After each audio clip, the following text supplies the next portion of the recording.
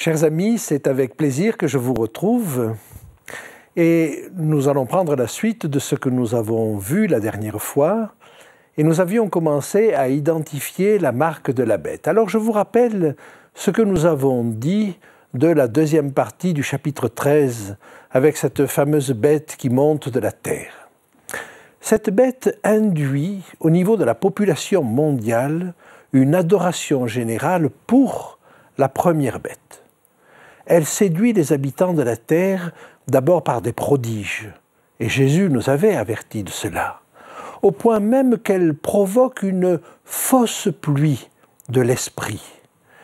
Et elle va même demander aux habitants de la terre de faire une image à la bête. Elle ne la leur impose pas, elle leur demande de faire une image.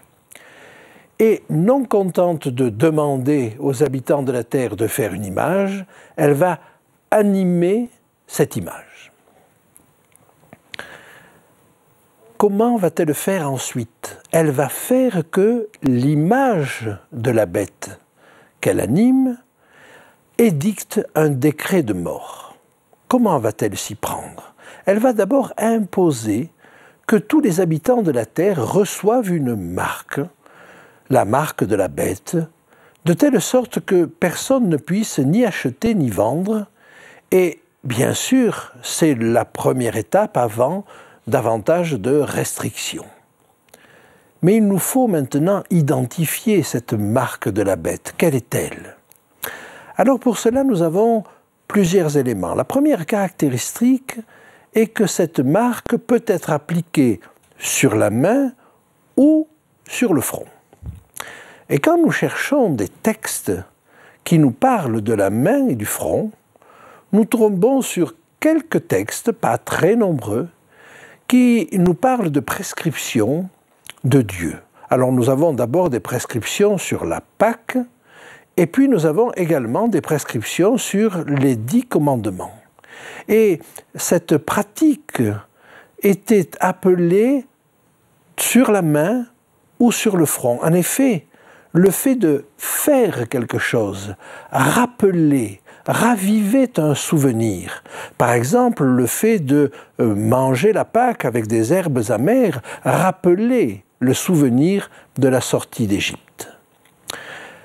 Une fois qu'on a fait ce lien entre la main et le front, que l'on a compris qu'il s'agissait d'une prescription ou d'une loi, nous comprenons qu'il s'agit donc d'une loi que la bête va imposer au monde entier. Le deuxième élément qui va nous permettre d'approcher l'identification de cette marque se situe dans le livre du prophète Daniel. Et nous apprenons là qu'une puissance, que je n'ai pas le temps de définir ici, mais qu'une puissance, à la fin, ferait oppression sur le peuple de Dieu. Et en même temps qu'elle opprimerait le peuple de Dieu, à l'intérieur de cette oppression, au chapitre 7 et au verset 24 et 25, elle changerait, elle espérerait changer les temps et la loi. Et nous comprenons que c'est à travers un changement de loi qu'elle va réussir à persécuter le peuple de Dieu. Par conséquent, on arrive à cette conclusion que la marque de la bête, c'est une loi de Dieu, mais qu'elle a changée, qu'elle a détournée, pour en faire sa propre loi. Et nous en étions arrivés à ce point quand nous avons terminé notre précédent exposé. Alors, nous le reprenons maintenant au même endroit. Et il se trouve que la loi de Dieu a été modifiée. Elle a été modifiée à deux endroits. D'abord au niveau du deuxième commandement. Le deuxième commandement prescrivait de ne pas faire d'image taillée et surtout de ne pas se prosterner devant ces images taillées, c'est-à-dire devant ces statues. Supprimé purement et simplement, et effectivement, le système féodal du Moyen-Âge ayant multiplié les statues et ayant multiplié les génuflexions devant ces statues, ne pouvait pas garder le deuxième commandement. Et pour maintenir le nombre, eh bien, elle a divisé le dernier commandement en deux, de sorte que nous avons deux commandements à la fin sur la convoitise. Et puis, une autre modification est intervenue sur le quatrième commandement. Cette modification paraît peu sensible, mais elle transporte le jour du repos du 7e jour au 1er jour de la semaine. C'est-à-dire qu'au lieu d'observer le sabbat, ce système-là a imposé, à partir de Constantin, d'observer le 1er jour de la semaine, le dimanche, comme jour de repos. Et depuis, la plupart des chrétiens observent le dimanche comme jour de repos. Alors me direz-vous, est-ce si important? Eh bien oui, c'est important et nous allons voir pourquoi. Mais c'est surtout important parce que Dieu a fait de ce sabbat, de ce jour de repos, le samedi, le 7e jour, un signe. Et la notion de signe rejoint la notion de marque. C'est une marque visible, comme un sceau. Alors, regardons d'abord ces textes qui nous parlent de ce signe visible qu'est l'observation du repos du sabbat. Nous allons trouver le premier texte dans le livre de l'Exode, au chapitre 31, verset 13. « Parle aux enfants d'Israël et dis-leur, vous ne manquerez pas d'observer mes sabbats, car ce sera entre moi et vous et parmi vos descendants un signe auquel on connaîtra que je suis l'Éternel qui vous sanctifie. » Un deuxième texte nous dit à peu près la même chose et se trouve dans le livre d'Ézéchiel, au chapitre 20 et au verset 12. « Je leur donnai aussi mes sabbats, comme un signe entre moi et eux, pour qu'ils connussent que je suis l'Éternel qui les sanctifie. » Et au verset 20, nous avons à peu près la même chose, mais avec une petite nuance. « Sanctifiez mes sabbats, et qu'ils soient entre moi et vous un signe auquel on connaisse que je suis l'Éternel, votre Dieu. » Par conséquent, nous avons là trois textes qui nous disent clairement que le sabbat est un signe. Mais il faut qu'il y ait un lien entre le signifiant et le signifié. Et c'est un signe de quoi? Ces textes nous disent tous que c'est un signe, non pas du fait que nous sommes de bons serviteurs de Dieu, non, pas du tout. C'est un signe que c'est Dieu qui nous sanctifie. Et là, il nous faut essayer de comprendre ce que cela signifie. Nous avons un exemple de ce lien qui doit exister entre le signifiant et le signifié à travers un texte que je vous propose de lire dans le livre, dans l'épître aux Romains, au chapitre 4 et au verset 11. Romains, chapitre 4, verset 11. Et il s'agit d'Abraham, reçut le signe de la circoncision comme sceau de la justice qu'il avait obtenue par la foi quand il était un circoncis, afin d'être le père de tous les circoncis qui croient, pour que la justice leur fût aussi imputée. Abraham reçut le signe de la circoncision. Et c'était le signe qu'il avait reçu la justice de la part de Dieu. Mais quel lien entre les deux? Eh bien, ce signe de la circoncision ravivait un souvenir particulier, le souvenir de l'alliance que Abraham avait traitée avec Dieu. Au chapitre 15 de la Genèse, on trouve ce récit. Et Abraham avait partagé un certain nombre d'animaux en deux. Il les avait coupés. Et pendant toute la journée, il avait chassé les oiseaux de proie qui s'étaient abattus sur ces victimes-là. Puis le soir arrivé, il tombe dans un profond sommeil, et Dieu, lui aussi, sous la forme d'un feu, passe au milieu de ces animaux. C'est-à-dire que Dieu et Abraham passent par le même chemin. Mais quelle relation avec le fait de couper? Eh bien, probablement qu'il y avait là aussi l'idée de couper les animaux. Et on dit d'ailleurs en hébreu « couper une alliance » et non pas « faire une alliance ».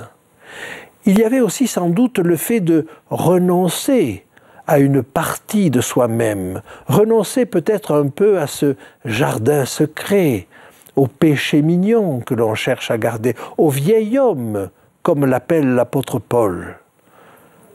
C'était aussi un signe de la mise à nu de son âme devant Dieu.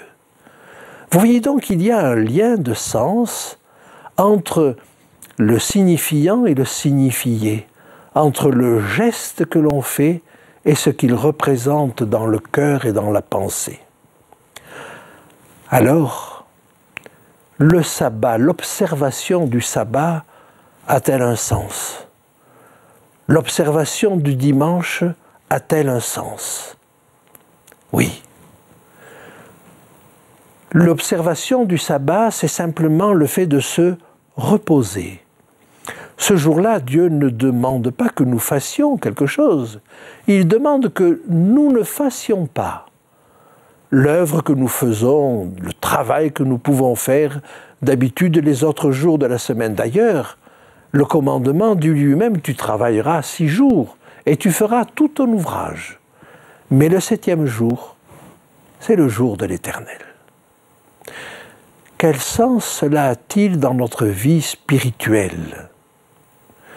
Cela veut dire que pour me sanctifier, puisque c'est le signe que c'est l'Éternel qui me sanctifie, cela signifie que pour me sanctifier, je ne compte pas sur moi.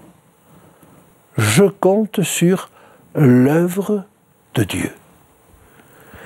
Si j'observe le samedi comme jour de repos, ça n'est pas le signe d'une obéissance aveugle, c'est parce que j'accepte cette idée que je ne peux pas moi-même me sanctifier et que je me repose sur l'œuvre de Dieu pour me sanctifier. Je ne choisis pas au fond ce jour, je le prends tel qu'il m'est donné. Par contre, si je choisis un autre jour, alors ce choix seulement est déjà une œuvre. Et cette œuvre, cela veut dire que je bâtis ma relation avec Dieu. Je la bâtis sur un choix personnel, mais qui est différent du choix que Dieu a fait. C'est-à-dire que j'entends bâtir ma sanctification et au-delà, je prétends bâtir la cité de Dieu sur la terre. Je prétends bâtir le bonheur de l'homme. Je prétends bâtir sa vie spirituelle sur cette base-là. Et si quelqu'un vient à m'entraver dans cette construction, alors j'ai le désir de l'écarter et je deviens persécuteur. Oh, il est plus probable que la plupart des personnes ne mettent pas ce sens derrière l'observation du sabbat ou l'observation du dimanche. Il est probable que la plupart des gens font ce que leurs parents ont fait. Il n'empêche qu'il est extrêmement important de maintenir ce sens.